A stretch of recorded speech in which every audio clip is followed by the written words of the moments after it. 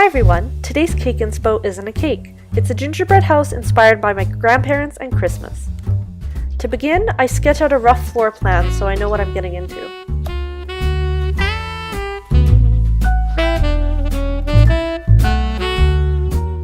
Then with cardstock, I cut out a template.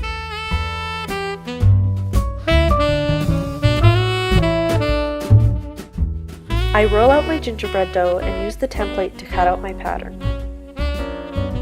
I was inspired to make this gingerbread house because I love my grandparents' place. When I was a young child, I spent every weekend there. For Christmas this year, I wanted to make my grandparents something unique and special that they could keep forever. So I thought, why not a replica of their house?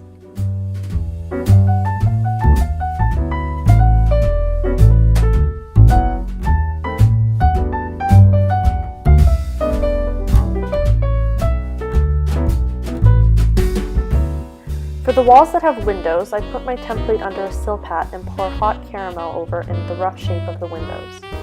Once the caramel has cooled and hardened, I attach it to the inside of the gingerbread wall with royal icing.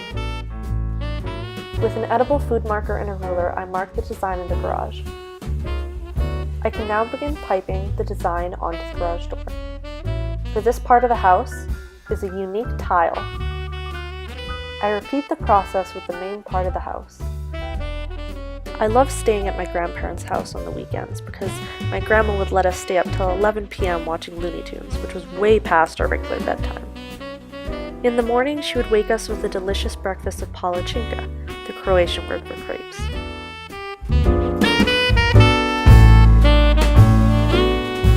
Now that I'm done with the tiling, I can flood the sides of the house with white royal icing.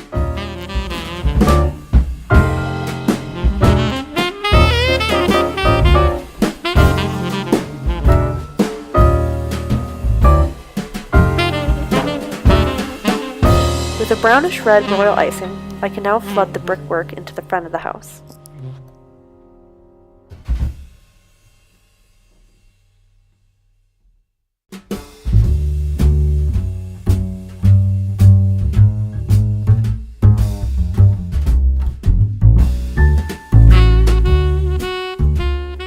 Now with a flat tip, I pipe stiff gray royal icing onto the roof to resemble tiles.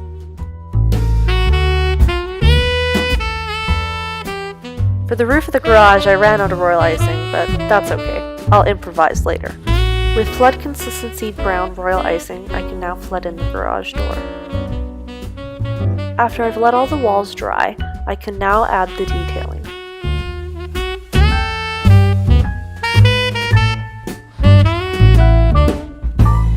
I grind up some terracotta-colored edible chalk and dilute it with vodka.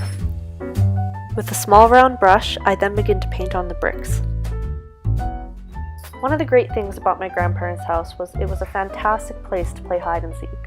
Me and my sister found endless places to hide. My personal favorite place to hide was inside the closet with all the towels. It was just so warm and cozy, and I felt so safe and comfortable.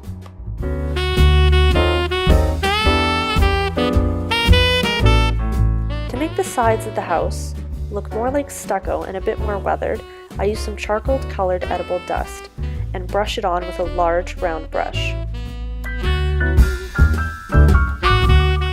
With a black edible food marker, I draw on the front door and the window. I shade in the window with more charcoal dust. Now that everything has had time to dry, the house is ready to be assembled. For this part, I needed a little extra help from my dad. Thanks, Dad. You're welcome.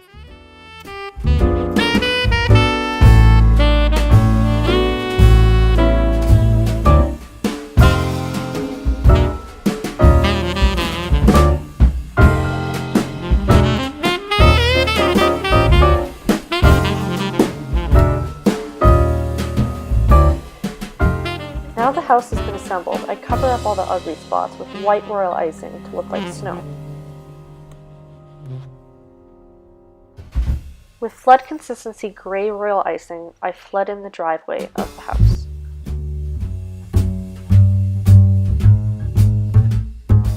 To make the trees for the front of the house, I get a styrofoam cone and begin to pipe on green royal icing with a leaf tip.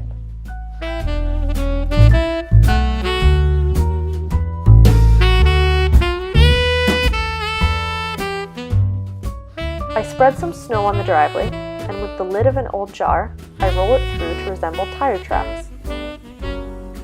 To make the bushes in my grandma's flower bed, I roll out 3 portions of fondant and pipe with a grass tip all over them with green royal icing.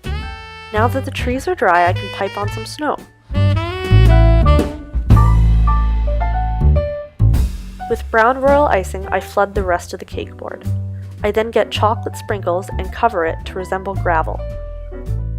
Once everything is dry, I can place the trees, and my grandparents' gingerbread house is finished. Merry Christmas!